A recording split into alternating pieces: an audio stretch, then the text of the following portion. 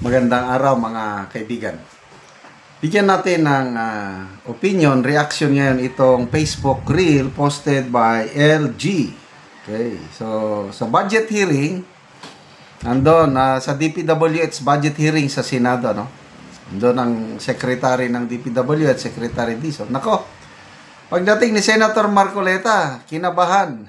Natakot atang secretary, biglang nagpaalam, pwede ba akong mag-CR? Pakinggan natin Before we continue, let me formally recognize the presence of Senator Marcoleta and Senator Gloria Legarda. Opo. So, Mr. Chairman, pwede po ba ako magpaagam nga ako kailangan nga po mag-CR? Sige. Po si Senator Marcoleta. At the very least, mag-CR. at the very least naman, sa bigat ng trabaho niyo, Pasensya na po. payagan namin kayo mag-CR at the very least. Before we continue, let me formally recognize the presence of Senator Marcoleta and Senator Gloria Legarda. Opo. So, Mr. Chairman, pwede po ba ako magpaagam nga ako kailangan nga po mag-CR? Sige. Po si Senator Marcoleta. At the very least, mag-CR. at the very least naman, sa bigat ng trabaho niyo, Pasensya na po. payagan namin kayo mag-CR at the very least. Alam niyang magigisa siya. Wais din eh. Bago siya magtanong, mag-CR muna ko. para baka mapaihi siya sa dami ng tanong, hindi niya masagot-sagot. Sa totoo lang, nakakaawa rin si Secretary Vince Dizon. Kung ako niyan, parang hindi na ako makakatagal niya. So, sinalo niya lahat ng problema. Kaya lang, believe ako sa kanya. Meron siyang statement na nabasa ko sa post. Halos hindi na ako natutulog. Hindi na ako nakakakain ng maigi.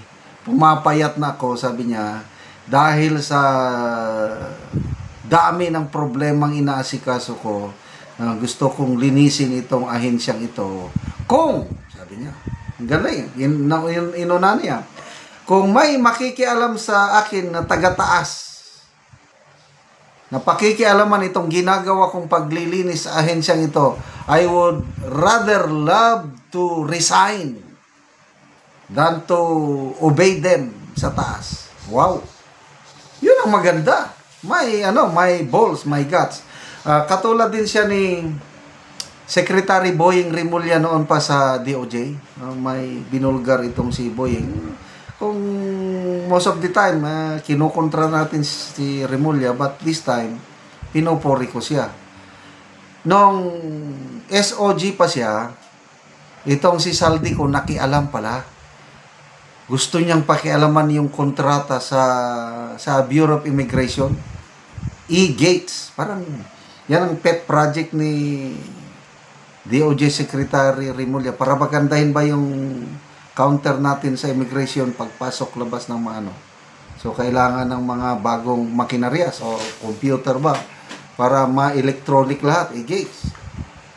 Naku, itong Saldico nakialam, gusto niyang yung bidding gawin na daw rig yung wala nang totoong bidding. Kaya ang gusto ni Saldico, then of course may kasama si Saldico, meron siyang amo, hindi siya lang ang gumagawa nito, may nag-uutos sa kanya. Kung sino yung gustong contractor ni Saldico, yun ang mananalo doon na sa e-gates. Nako, pumalag si Secretary Boying, may balls din siya, sa totoo lang. Magre-resign ako, sabi ni Boying, pag ituloy nyo na, magre-resign ako. Alam ni Saldico na malapit si Secretary Rimulya kay Presidente. Hindi nila itinuloy. So ito, napaka ganda yung... So, dito mo makikita, hindi kapit toko itong si Secretary Vince Dizon. Magre-resign ako pag pakikialaman ako sa aking trabaho. Yan ang maganda. So, ang reklamo ko lang dito kay Secretary Vince Dizon, bakit hanggang ngayon hindi pa niya ini-inspect o, di ba, nag-imbestiga sila. May nakasuhan na nga sila, yung mga kontraktor sa Davao Occidental, sa La Union, at iba pa. Ang bilis nilang mag-imbestiga, Kaya lang, bakit ang Ilocos Norte, hanggang ngayon, di pa nila ginagalaw? Di ba kaduda-duda? Ang mga Diskaya, ang kontraktor sa Ilocos Norte. Ang Ilocos Norte, hindi siya flood-prone province. Kailang nasa top 10 sa mga nakatanggap ng pinakamaraming flood control projects. Dapat sana ang mga makatanggap ng maraming flood control projects yung na-determine na top 10 provinces na palagi ang baha. Ang Ilocos Norte hindi naman nasa priority ng hindi siya nasa top 10 sa pagbaha. Nakakuha ng maraming pundo. Anong ibig sabihin nun? Siyempre, who are we in power for? Tapos, Diskaya ang mga kontraktor. Bakit ngayon? Pinapabayaan. Mabilis lang sila pagdating sa mga Duterte. Selective justice. Ayuwan ko lang. Magbasa tayo sa mga comments.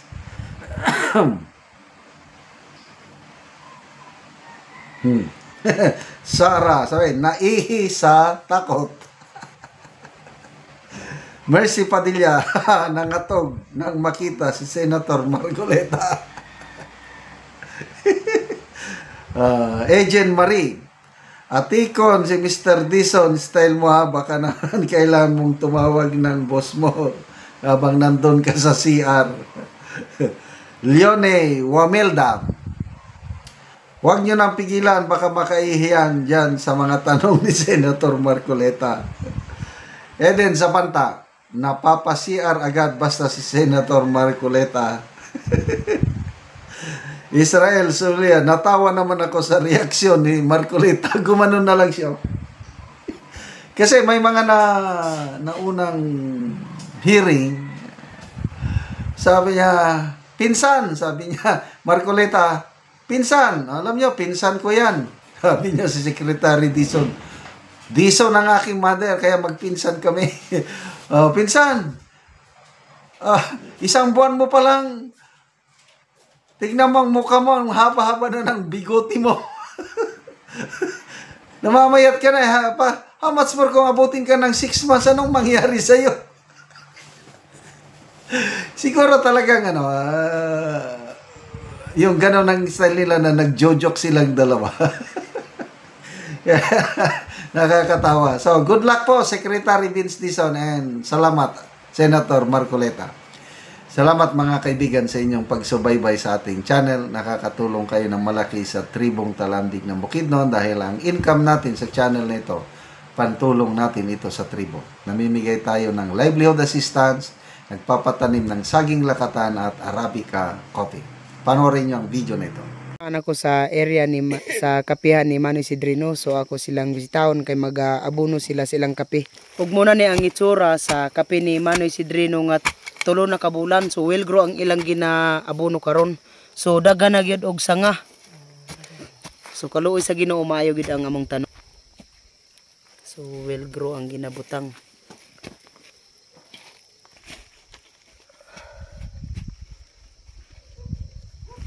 Tulo siya ka bangag.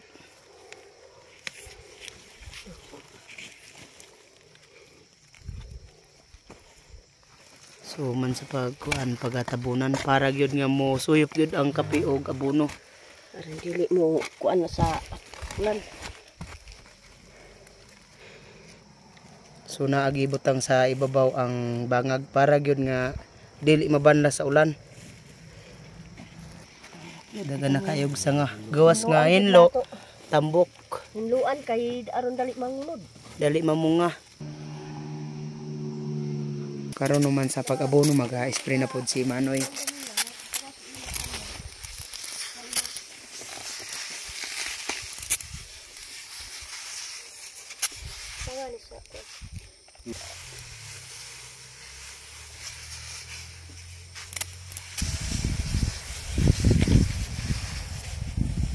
O gawa sa kape nga tanom ilang manang maupod ni ang ilang tanom nga saging lakatan. So namunga na karon ang among mga saging lakatan. So muni ang ikaduha nila nga tanom. Salamat sa nagsuportar sa kape og saging nga aron makawas mi sa kalisod. Ang among mga eskwela makapadayong yun sa pag-eskwela kay may tungod sa among lakatan og kape. Kay hapit na pod na ang among kape, ang among lakatan pod na anay nang munga. Mabusa salamat na gyud kay makawas na gyud mi sa kalisod. Salamat ka.